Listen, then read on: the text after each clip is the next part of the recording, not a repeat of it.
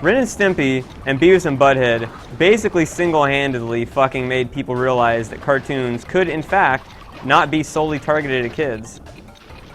In my opinion, those are the two that did it. There was obviously more, like Liquid Television and stuff like that that did it, but... well, fuck.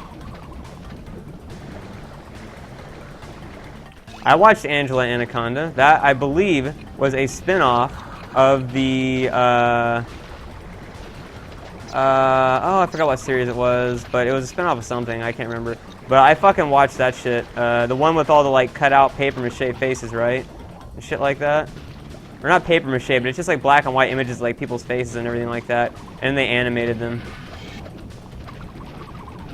By the way, if it wasn't obvious, that's supposed to be an ancestor of Crash Bandicoot right there.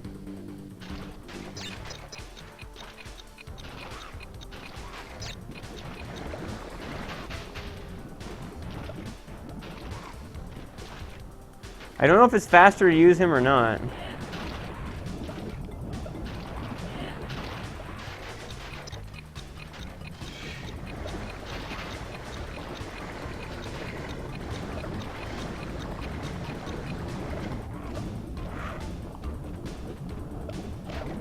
Courage the Cowardly Dog I liked a lot, yeah, for sure.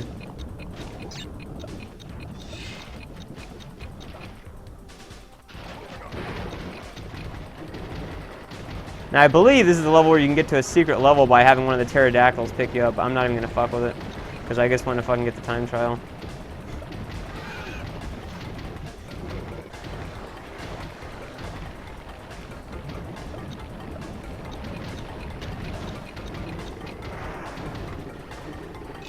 I did see the one with the creepy giant head, yeah. And Platinum Time. Fuck yeah.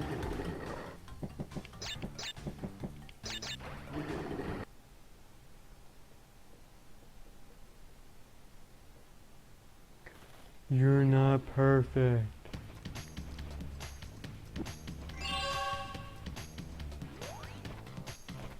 Fucking dancing, suck a dick.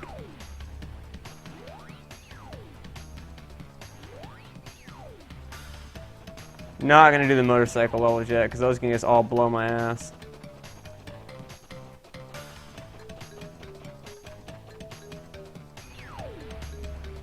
Oh, I didn't do this one. Why didn't I do this one?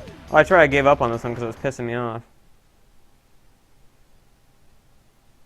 12:30, so this will probably be my last level before I'll quit Crash Bandicoot for the night and play something else.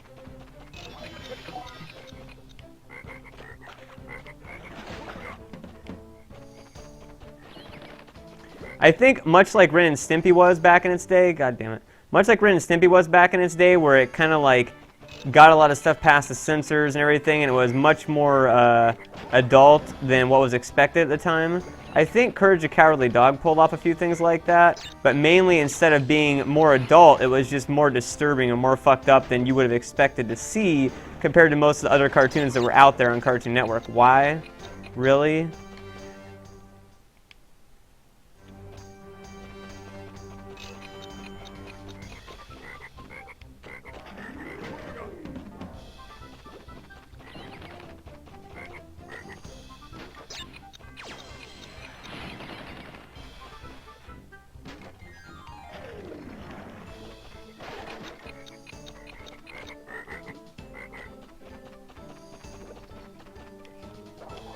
Really? Just went right over it. Right over it.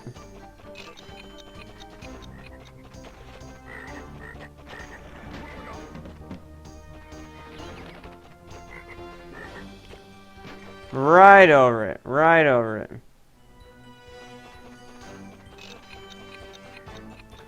Don't get backtraced by the cyber police. Don't get backtraced by the cyber police.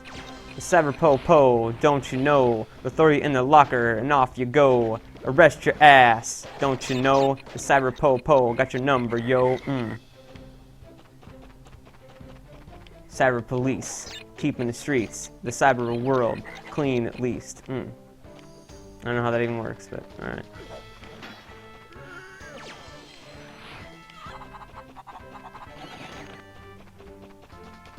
Ed, Edd and Eddy was definitely one of the most crack-headed shows ever.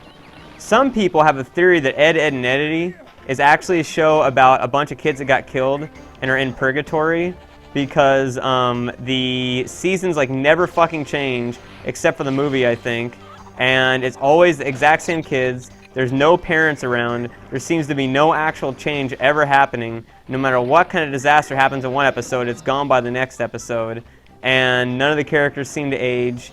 And a lot of the kids all have like sort of sinful things they do that they could have been put in purgatory for. So that's kind of like a theory.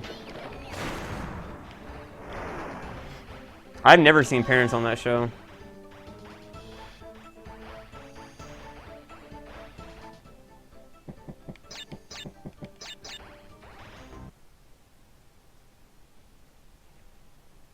There's also an episode of Ed, Edd and Eddy where I know they didn't do it on purpose, but it's like they almost predict 9/11. Like, they fucking crash, I think, like a paper airplane in like a bunch of towers or some bullshit, and they make like a big hubbub about it, and I forget what it was.